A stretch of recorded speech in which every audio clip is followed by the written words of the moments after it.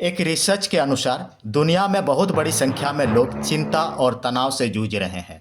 विश्व स्वास्थ्य संगठन के आंकड़ों के अनुसार पूरे दुनिया में 264 मिलियन से अधिक लोग एंजाइटी डिसऑर्डर से पीड़ित हैं।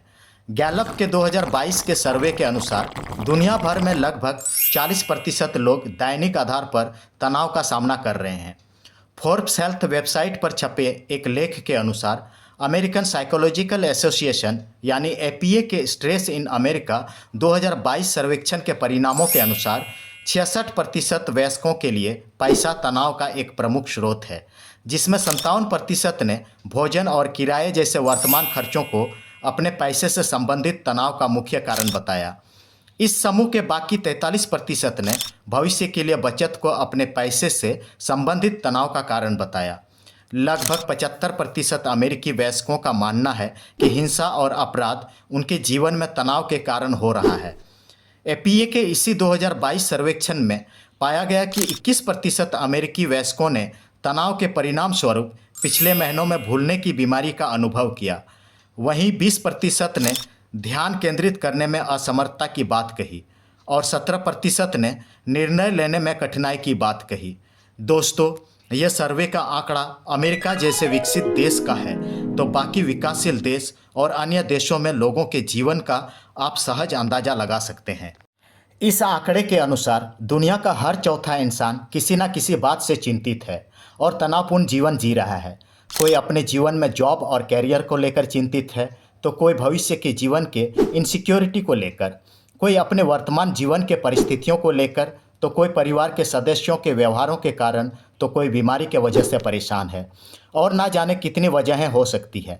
सबके लाइफ में कोई ना कोई प्रॉब्लम्स ज़रूर होते हैं और ये प्रॉब्लम्स हर क्लास के लोगों में अलग अलग होती है, चाहे वो अमीर हो या गरीब या फिर बिलो मिडिल क्लास या अपर मिडिल क्लास। अमीर लोगों में कोई अपने बिजनेस स्टेबिलिटी के लिए चिंतित और तनाव में है, तो कोई कंपटीशन में अपने आप को ऊपर बनाए रखने के लिए परेशान है, तो कोई अपनी फैमिली रिलेशनशिप को लेकर चिंतित है और डिप्रेशन में जी रहा है। दुनिया का हर दूसरा बिलियनियर अकेले का जीवन जी रहा है। आए दिन खबर सुनते हैं कि कितने सेलिब्रिटीज़ डिप्रेशन के शिकार हो जाते हैं। उनके साथ फैमिली के अपने लोग रहना नहीं चाहते।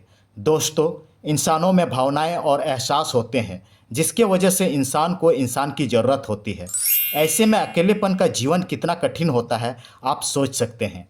जीवन में आप यदि एक चैलेंजेस से बाहर निकलते हैं, तो दूसरा चैलेंज आपके पास मौजूद रहता है और यह ज़िंदगी भर चलता रहता है।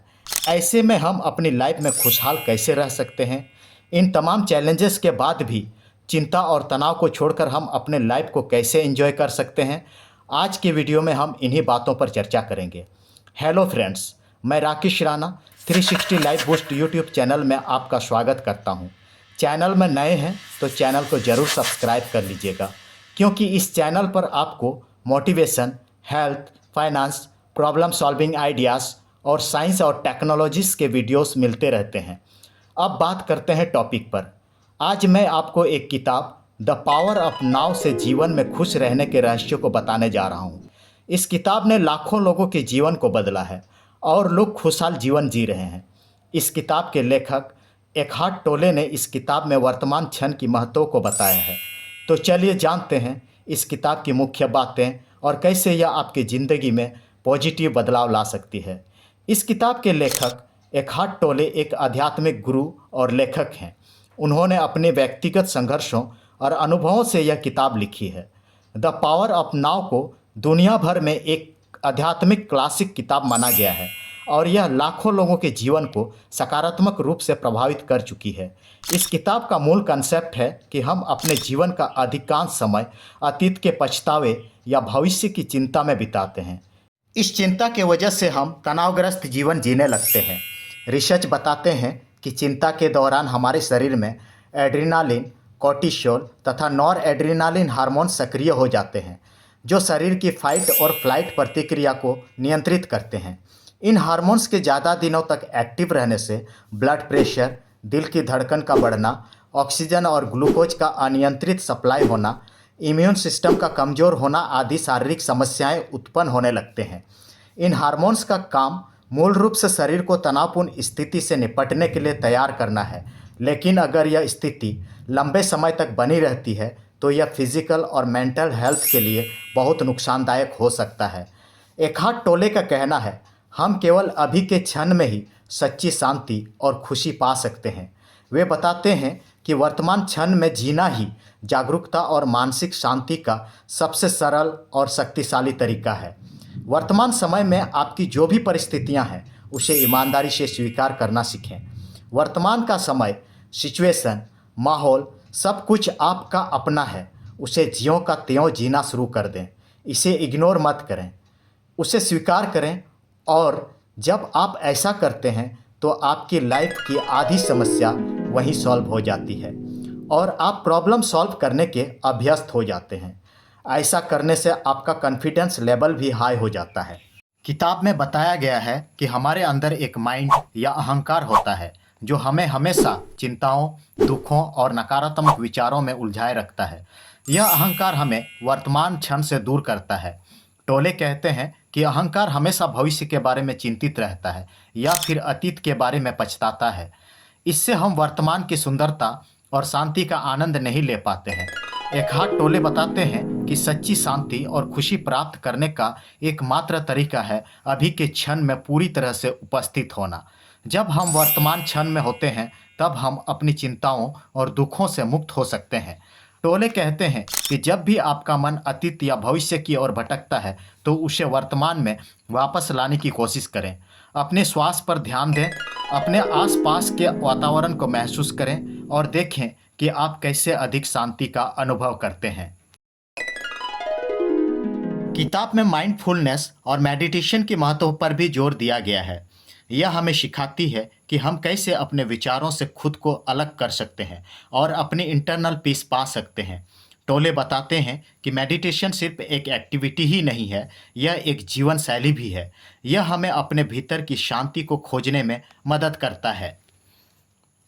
एखार्ट टोले बताते हैं कि पैन बॉडी का निर्माण हमारे जीवन के विभिन्न नकारात्मक अनुभवों जैसे कि दुख, आघात, अपमान और असफलताएं आदि से होता है। जब हम इन भावनाओं का सामना नहीं करते और उन्हें पूरी तरह से महसूस नहीं करते तो वे हमारे भीतर दब जाती है और समय के साथ पैन बॉडी के रूप में इकट्ठी होती जाती है। पैन बॉडी किसी बाहरी घटना या विचार के कारण अचानक सक्रिय हो सकती है। जब यह सक्रिय होती है तो व्यक्ति को गुस्सा, दुख, निराशा या अन्य नकारात्मक भावनाओं का अनुभव होता है। इस अवस्था में व्यक्ति अपनी पहचान पैन बॉडी से जोड़ लेता है, जिससे वह और भी अधिक पीड़ा महसूस करता है। पैन बॉडी खुद को बनाए रखने और बढ़ाने के लिए और अधिक नकारात्मक अनुभवों की तलाश करती है। यह इंसान को ऐसी स्थितियों की ओर खींच सकती है जहां वह और भी पीड़ा का अनुभव करता है। पैन बॉडी खुद को दर्द और नकारात्मकता में पोषण पाती है और वह बार बार दर्द भरे अनुभवों को दोहराती है। पैन बॉडी से छुटकारा पाने के लिए एखार्ट टोले वर्तमान में जीने की शिक्षा देते हैं। जब इंसान वर्तमान क्षण में पूरी तरह से उपस्थित होता है तो पैन बॉडी कमज़ोर हो जाती है। पैन बॉडी हमारे भीतर की वह छिपी हुई पीड़ा है जो पुराने अनुभवों और नकारात्मक भावनाओं से बनी होती है। इसे ख़त्म करने का तरीका यह है कि हम वर्तमान में रहें, अपनी नकारात्मक भावनाओं को पहचानें और उन्हें बिना प्रतिक्रिया के देखना सीखें। एक और महत्वपूर्ण पॉइंट है एक्सेप्टेंस। टोले बताते हैं कि हम अपनी स्थितियों और परिस्थितियों का विरोध करके ही लाइफ में पीड़ा पैदा करते हैं। जब हम उन्हें स्वीकार करते हैं तो हम अपनी पीड़ा को कम कर सकते हैं और अपने जीवन को अधिक सरल और सुखी बना सकते हैं।